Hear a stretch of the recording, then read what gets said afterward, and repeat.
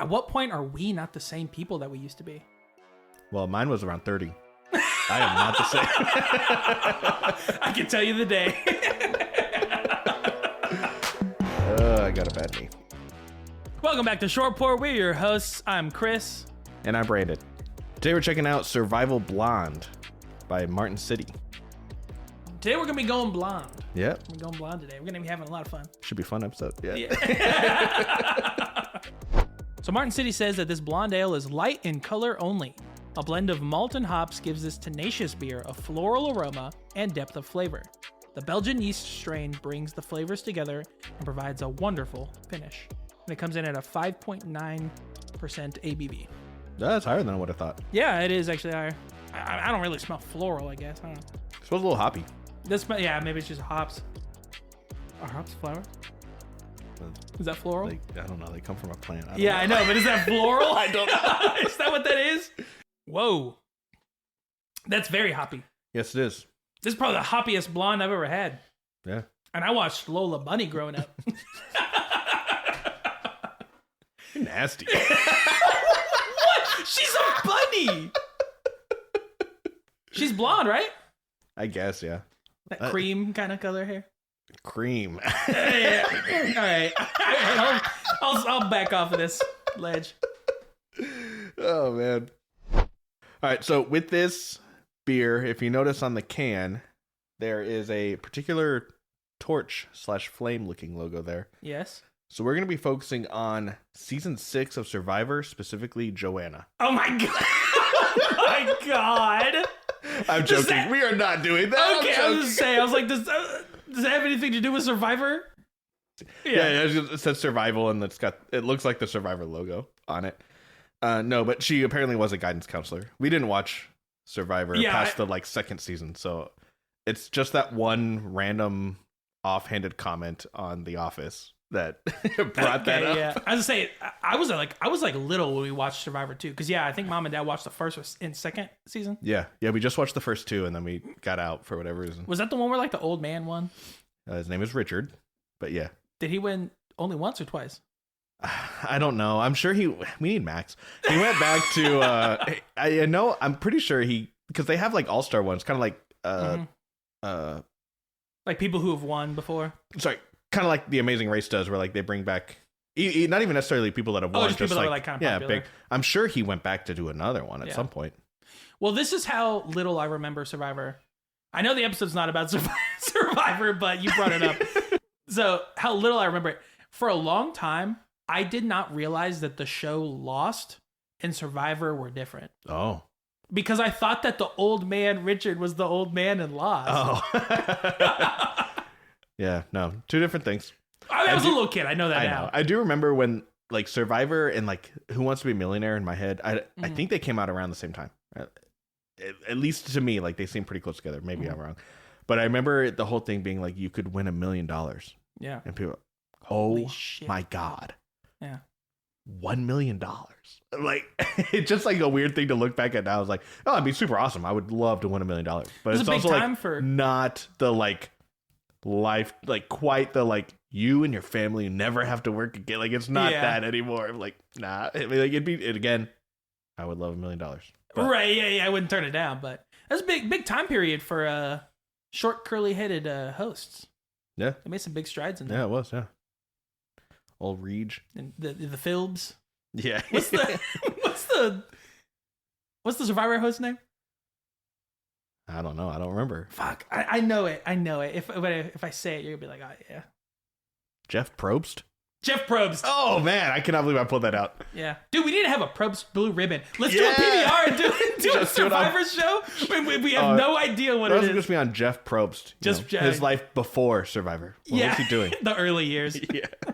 All right. No. So this episode, we're actually going to focus on the Olympic flame. Okay, that makes a lot more sense. So it was meant to be a symbol between the ancient and the modern games. It actually wasn't the Olympic flame as we know it now wasn't used in ancient Olympics. Yeah. So for this, the Olympic flame is ignited weeks or even months before the ceremonies, and they do this whole big formal ceremony in Olympia in Greece. Oh, every time. Yes. It's always in. So they have a group of women who represent the Vestal Virgins, and they ignite the fire using the sun and a parabolic mirror. Okay, hold on. They represent the virgins. Yeah, like so they're not actresses. Virgins, though. They don't have to be. I can't speak to that, but they're actresses. Okay. I don't know about the screening process. What happens? I was saying, I feel like that wouldn't fly in today's society. Of like, you have to be a virgin. Yeah. No. Plus, I must ask. What's the casting? Yeah, the casting. Virgins only. I'm like, okay. That's a different site. That's a whole different. Flag. Yeah. That's a good app idea. Write that down. So I also were those the girls from 300? Yeah, that's immediately my mind went to. They're all drugged out and stuff in 300. And I mean, I know it's a movie, but I just remember being because it's all those gross dudes up there. Yeah. And then it's all these young girls. For the Oracle and stuff. Yeah, strung out on something. Anyways, they pretend to be them. Molly or something. Yeah. And then if they have bad weather when they go to do that, they have a backup flame that they keep from a dress rehearsal that they've done up to that point. Okay. From there, they give the torch and an olive branch to the first relay runner. They recite a poem by Pindar, which was just an ancient Greek poet. Mm-hmm. And they also release a flock of doves. Oh. But could you imagine just stumbling upon I'm sure the big ceremony is advertised, but just you just walking around, you see the dress rehearsal, what? What? What? Because this is every day here? Again, I don't know what they do, but in my head, they're doing the same thing as the girls from 300. They're all moving all weird and stuff. I'm what is happening? Yeah. Some girls try to light a match from the sun and a mirror. What are they doing? I don't know how well that's advertised. I'm sure people can watch the actual ceremony. Mm-hmm. So the first symbolic flame wasn't until 1928 in Amsterdam, and they had it at the top of this large bowl on the top of this thin little tower, and so it kind of gave way to how we see it now. You always see the Olympic cauldrons at the top of some big stadium or a big pillar outside of where all the games are taking place, something like that. And the fires were. In ancient Greece, they did light fires, but they were just lit outside of the temples of Zeus and Hera to honor them. And so that's where they kind of drew the parallel to have it now. See, I always thought that the flame was supposed to be the spark of competition, the flame of Yeah, I think it represents a few things. So okay. I think it's supposed to represent the burning of competition, but then it's also supposed to be this tie between ancient Greece and the modern Olympic Games. And then I feel it's also at least the ceremony has they're just hitting you over the head with peace. They got the doves, they got the olive branch, they got some poem. Some poem. I don't know the poem. I don't know. I don't know the most violent poem I've ever read. I mean, they are mostly peaceful. Dante's Inferno. Is that a poem? No, that's not a poem. Is it not? That was a book, short story. That was a poem. I don't know. I'm not sure. We can check. That was an epic poem. It could be. But also, to be fair, I haven't read it to know if it's violent. Yeah. Inferno, the first part of Dante Alighieri's 14th century epic poem, The Divine Comedy. Oh, so it's just a stanza of a poem. It's just a part of a poem. Yeah, but it's a poem. But okay, yeah. All right. And then the current lighting ceremony that they do is also, it takes place at the ruins of Hera's temple. So they still do it, in the same spot. Dance on her grave a little bit. Yeah. They really rub it in here. Well, she didn't die. Well, people don't really maybe people don't actually maybe it's an worship elf. Her still though, right? You're an elf, they don't believe in Santa anymore, so he loses his power. Yeah. Yeah. So the flame then travels through Greece from there. It ends up at the Pan-Athenaic Stadium in Athens, where it is transferred to the Hellenic Olympic Committee, and then they give it to the current year's hosts. And I feel it's just so many transfers of I haven't seen it. I imagine it's just about 8 people standing up there, and they each just pass the torch from their right hand to the next person, and then they just go down the line. I don't actually know. And then from there, they give it to the actual relay runner to deliver the flame to the cauldron, wherever the host site might be. So how do they do it when it's overseas? So we're actually going to take a quick break there. But when we come back, we're going to talk about how they actually carry out the relay and then some of the more interesting relay events that have taken place. All right, so for the Olympic relay, it wasn't used in the ancient games. It's actually a totally like modern thing. It wasn't introduced until the 1936 games, which were in Berlin. Mm-hmm. So, a certain political party started it. Yeah, but we still use it. So, oh, yikes. Okay. Yes. I see what you mean. So for the relay, they have transported it by like airplane, by boat. So to get overseas, like, I mean, I think they just stick a person on the boat and there's like, here, hold on to this. Yeah, hold on to this. So dude, could you imagine being that person, like if they hit a storm or something, like, oh shit. Yeah. Stabilize it. Dude, so they go out of their way to like make sure they carry around backup flames and stuff in case, because it has happened. Like it's gone out. It's like it's not rare. Okay, so the episode of King of the Hill, where the flame goes out and Dale lit his cigarette off of that. Would that still technically count though, because it was part of that flame? Yeah, it's part of the flame. Yeah. Oh, because it's just a transitive property. Because I mean, you can't like. I guess this is where I got into like this philosophical thing. Like, at what point is it no longer the flame? Same fire. It's not burning from the same source of material, right? Yeah. Like, and then like if I've like transferred it from torch to torch, I'm like, well, but like this is that torch's flame, not the like original flame. Like, it's the same I don't know fire, but it's in like a completely different context. So like at what point are we not the same people that we used to be? Well, mine was around 30. I am not the same. I can tell you the day. I got a bad knee. All right. So for the Olympic relay, I'll focus on some more of the interesting events that have taken place around it. So in 1956, there was a guy named Barry Larkin who tricked the people watching and the police escort by carrying a fake flame, and he made them believe that he was the torch carrier. Yeah.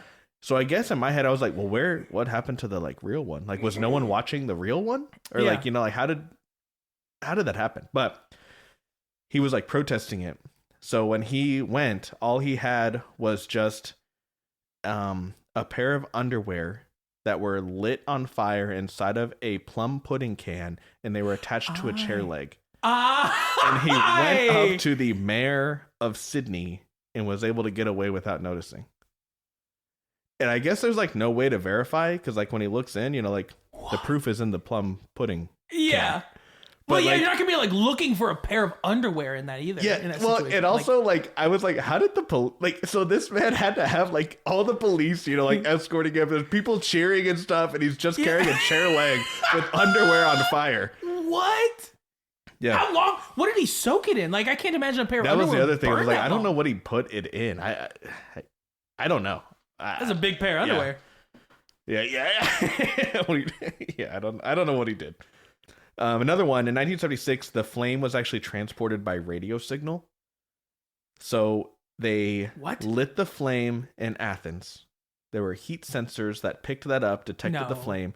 They sent a signal to Ottawa via satellite, which triggered a laser to relight the flame somewhere else. And they counted it. What? Okay, I feel like that's that not one's the same, not the right? same. Yeah, it's we the can same all agree. spirit of it, right. but that is not the same flame. But I guess they argued it was because like it's lit in response to the real one. So they're like, oh my gosh. I don't know, but that's crazy. Yeah. And then in 2004, which was the Athens Games, they had the first global relay, and it traveled to all previous host cities up to that point. Oh, wow. So it took 78 days. They used 11,300 torchbearers Jesus to move Christ. to get it to go all the way around. Yeah. But that's also like, I get it. Like it was back in Greece. Like I remember it being a big deal at the time even, but the flame is, I don't know where Olympia is, but somewhere within 1,000 miles of where it's going to end up. And they sent it all around the world. All around, yeah. Be like, no. So I would imagine not all torchbearers' legs are equal either, right? Like some people go longer, or like how long do they have it for? I would assume so. Like I don't know, but the first one, the 1936 one, they posted the numbers. I forget what it was, but the torchbearers averaged somewhere around a kilometer each. Oh, okay. Then I assume with this, like, we have differences in terms of, like, well, I'm the one that has to carry it from, Europe over to, I'm riding on a boat over to somewhere in Africa. Like, okay, that's a much longer leg than the guy who went from Main but you're Street also to just First Street, and you're like, okay. It's just holding it, I guess. Yes. But yeah, and then, even then, like, I don't think you hold it. I think you put it in something, and you're like, just don't let it go out. You just watch it? Yeah. Yeah, just don't let it go out, and you're good. Yeah. So then we also had in 2008, which was the Beijing Games. It traveled 6 continents, but it was like very heavily protested. Like people were just protesting, things going on in China, and it was extinguished multiple times. Mm-hmm. But this is where it gets confusing because I think like Chinese officials were the ones that extinguished it. Like they because I thought it was like protesters were like trying to put it out. Yeah. I think they extinguished it. Apparently it was like so heavily protested, like in Paris and also in San Francisco, that they had to like change their route that they were supposed to go. Mm-hmm. So they just put it on a bus and then like drove it somewhere else. Mm-hmm. And so I think they put it out to get on the buses because I don't think they could take. They could take a live flame on the bus. Yeah. So then after that, in 2009, the IOC banned relays outside of the. Could you imagine being that bus driver, though, the first one that pulls up? Hey, you put that out. You can't bring that shit out here. Yeah. Well, my other thing was, I was like, were you trying to get on a public bus? Yeah. Like, did you not charter a bus for this? Nope. Yeah, I don't know. But anyway, it's banned. You have to do all your relay legs in your country now. You can't cross around. It's just too much. So then you were asking earlier about like when it goes out and like what they do.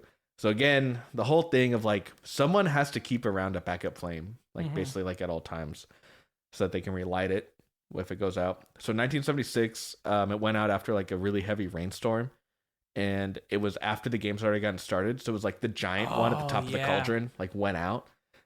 So an official went to light it with their cigarette lighter. And people were like, no, that's not the same flame. So they had to work to extinguish that flame. Oh my God. So they could relight it with the backup flame. They didn't count it. Jesus. He's like, oh, here, I got you. It's no big deal. Anyone got a light? Like, in 2004, which was the Athens Games again, it went out at the very start of the relay. So like at the very beginning of that giant long leg that they planned on doing, it almost immediately went out. But they were in Greece. They had like the actual backup from Olympia, so they just relit it with the actual one. Well, this might be the most pungent blonde I've ever had. Yeah, it is. There's a lot going on there. Yeah. Like I said, it's much hoppier than I would have guessed. Yeah. For what it was. Yeah. It's very hoppy. Dude, they nailed it though. Light and color only. They're right. They did. They tried to warn us. Literally first, right off the rip.